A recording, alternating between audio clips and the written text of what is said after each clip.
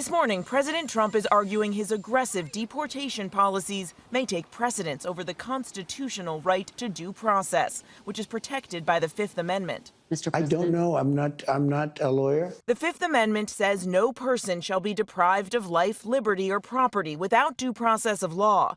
But when asked if he believes every person on American soil, citizens and non-citizens, is entitled to that due process, the president suggesting that giving immigrants due process would slow down his promised mass deportations. I don't know. Well, the Fifth Amendment says I don't know. It seems it might say that, but if you're talking about that, then we'd have to have 1 million or 2 million or 3 million trials.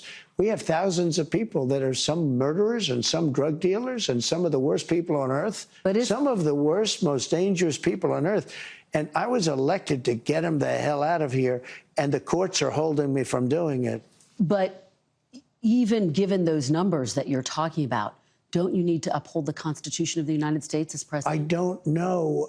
I have to respond by saying again, I have brilliant lawyers that work for me, and they are going to obviously follow what the Supreme Court said. What you said is not what I heard the Supreme Court said. They have a different interpretation. Overnight on Air Force One, the president also defending his trade policy as new tariffs kick in. Every country, almost without fail, friend and foe, has been ripping us off for years.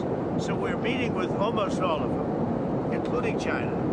And at the end, I'm setting the deal. China now says it may be open to talks with the U.S., saying it's evaluating ways to start negotiations after the U.S. reached out multiple times. But Beijing insisting Trump's staggering 145% tariffs must be eliminated first. On Saturday, the president's 25% tariffs on most imported auto parts going into effect. Economists say it could raise car prices by thousands of dollars. The CEO of General Motors warning that the trade war will cost the company $4 to $5 billion this year. While the administration has tried to cushion the blow of auto tariffs, offering partial reimbursements to auto companies, some argue the damage is done. America's most successful investor, Warren Buffett, blunt.